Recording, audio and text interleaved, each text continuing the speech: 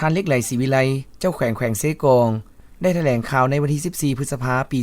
2025เกี่ยวกับการก้าเกี่ยมจัดกองประชุมส่งเสริมการค้าการลงทุนและการท่องเที่ยวตามแนวเศรษฐกิจตะวันออกตะวันตกเพื่อเป็นการเชื่อมโยงสุกยู่และการร่วมมือระหว่างบรรดาประเทศในขอบเขตชายแดนติดจอดและใกล้เคียงพร้อมทั้งเป็นการพันขยายมากผลการร่วมมือของรัฐบาลจุดประสงค์ก็เพื่อสร้างเงื่อนไขเอื้ออำนวยให้แก่การพัฒนาเศรษฐกิจสังคมภายในแขวงให้ดีขึ้นอย่างต่อเนื่องซึ่งในงานดังกล่าวจะได้มีการวางแสดงสินค้าอย่างหลากหลายผลิตภัณฑ์จาก3ประเทศลาวไทยและเวียดนามซึ่งในนั้นจะมี15แขวงและ4นครของสาธารณรัฐสังคมนิยมเวียดนามเข้าร่วมงานมีแขวงกวางบิงกวางจิกวางนามกวางงาย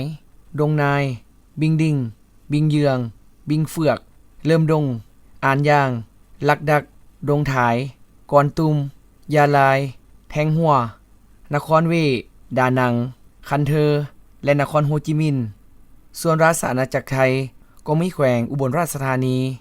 และ4แขวงภาคใต้ของลาวท่านเล็กไหลศรีวิไล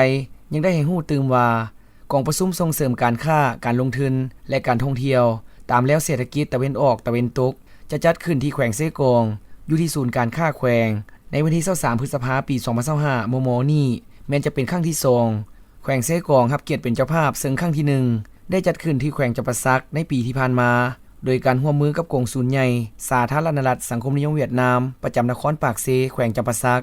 ในส่วนงานวางแสดงสินค้า3ประเทศแม้นจะเริ่มแต่วันที่21หาวันที่25 พฤษภาคม ปี 2025และมาฮอดปัจจุบันการห่างหาก้าเกียมซึ่งได้มีการประสานงานกับกองศูนย์ใหญ่เวียดนามประจำนครปากเซกองศูนย์ใหญ่ราชอาณาจักรไทยประจำสวรรณเขตและบรรดา4แขวงภาคใต้ของลาวแม้นเห็นได้ว่าความพร้อมด้านต่างๆบ่ว่าจะเป็นสถานที่พักเซา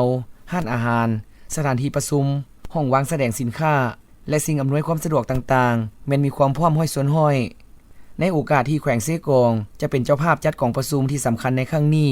ท่านเล็กไหลศรีวิไลเจ้าแขวงเซกองเชิญชวนพ่อแม่ประชาชนบรรดาเผ่าพ่อค้าเช้าขายนักธุรกิจทั้งภายในและต่างประเทศเข้าร่วมงานและมาเที่ยวชมงานวางแสดงสินค้าของ3ประเทศโดยจะมีผลิตภัณฑ์กสิกรรมเฟอร์นิเจอร์เครื่องอุปโภคบริโภคหลากหลายอย่าง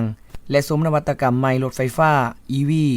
นอกนั้นก็จะมีการแสดงแลกเปลี่ยนทางด้านศิลปะวัฒนธรรม4แขวงภาคใต้ของลาวและภายในงานจะมีศิลปินนักร้องหมอลำที่มีชื่อเสียงจากประเทศลาวและประเทศไทยมาแสดงให้บรรดาท่านได้รับชมตลอดในงาน